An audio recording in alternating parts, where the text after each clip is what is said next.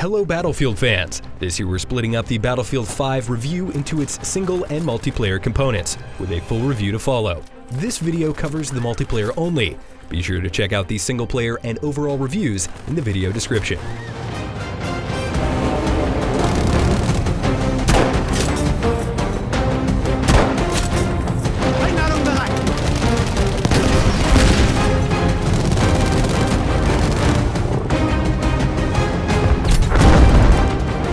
With all of the development muscle behind EA DICE's massive shooter, I didn't expect going in that playing Battlefield 5's multiplayer would feel so much like discovering a very promising early access game. There's a sizable number of modes and bug fixes still to be delivered, and it feels as though the goodwill of free future DLC has led to the release of a less complete product now. To its credit, a cavalcade of clever gameplay changes succeeds in taking the series' standard 64-player warfare in a more tactical direction, but the execution simply feels rushed. Still, there's plenty of dynamic FPS fun to be had in the Battlefield 5 of today, and I could see it becoming one of the best in the series' history after some substantial updates.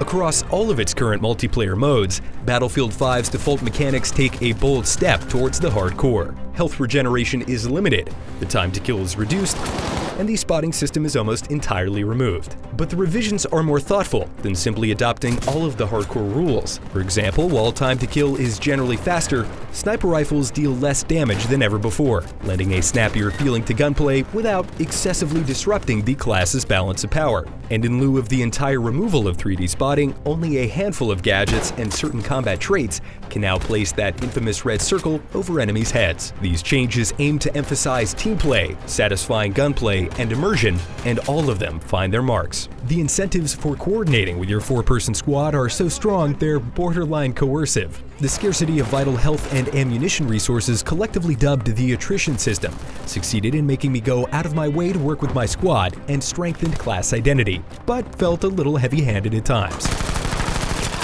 Retreating in search of a friendly medic or supply station rarely led to any interesting moments. Being able to scavenge ammunition from enemy corpses, on the other hand, encouraged me to take a lot of fun risks. The ability for anyone to revive a squad mate regardless of class is another welcome incentive to stick together, glitchy and awkward though it may be.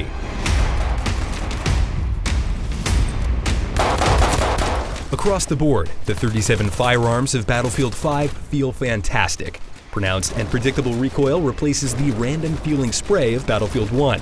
Each class has access to an assortment of 7 to 8 primaries that, with the exception of the medic, who can only wield SMGs, present a variety of playstyle options. The support class possesses the greatest variance, with access to shotguns, LMGs, devastating MMGs that must be deployed to aim, and the FG-42, which, in Battlefield 5 anyway, behaves like an assault rifle. And it's fun to unlock flashy but period-appropriate weapon skins that flaunt your achievements.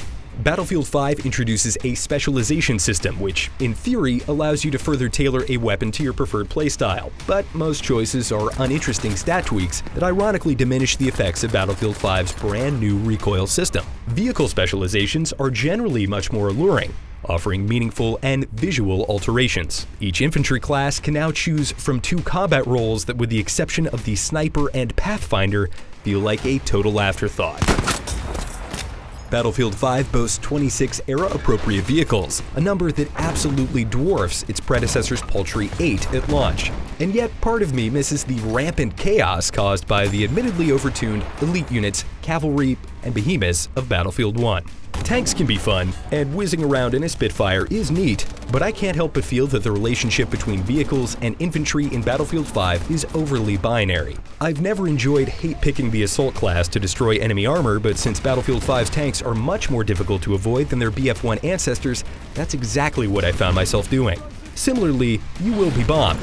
And when you are, you will either choose to bring your current objective to a grinding halt, to track down an anti-aircraft gun or tank, or just keep going and accept the bombings as part of life.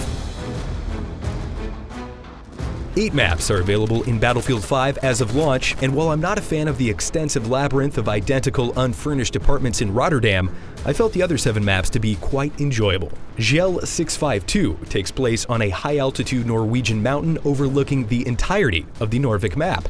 and is subjected to intense and atmospheric snowstorms. Twisted Steel is built around a massive bridge that serves as both a spectacular landmark and a functional mechanism to add a linear lane to the map's familiar open environment speckled with rural villages. Fortifications can be constructed on any map and are situationally useful. And that's all I have to say about building.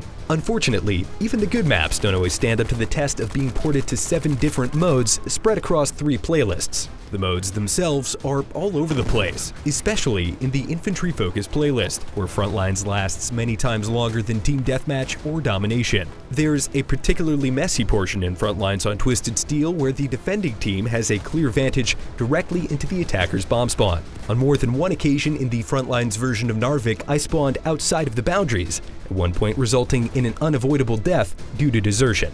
And that's part of a disappointing trend, because Battlefield 5 is frankly riddled with bugs. Some are of the superficial and even comical variety, but quite a few others have a major, at times game-breaking impact. In total, I've had to exit a match or relaunch Battlefield 5 more than a dozen times in my 60 hours because of menus getting stuck open with no way to close, or match timers and objectives bugging out. Also, the all-too-frequent appearance of minor glitches and sticky geometry conveys a general lack of polish. The feeling of getting in on the ground floor of something that will inevitably be much better mere months from now is unavoidable while playing Battlefield 5's multiplayer. Squad play and infantry combat in general is taken in a very worthwhile direction with smart tweaks to guns and resources. But the same care hasn't been applied throughout. Rampant bugs, wildly varying mode times in similar playlists, and half-baked features like combat roles take their toll. The good news is that patches are already rolling out, and with a year or more of free maps and modes on the way, Battlefield 5 can only get better from here. For more on Battlefield 5, watch our review of the single-player campaign plus the first 15 minutes of gameplay, and stand by for the full review. If you enjoyed the video, shoot me a follow on Twitter @ThugandDuggan, and for everything else, stick with IGN.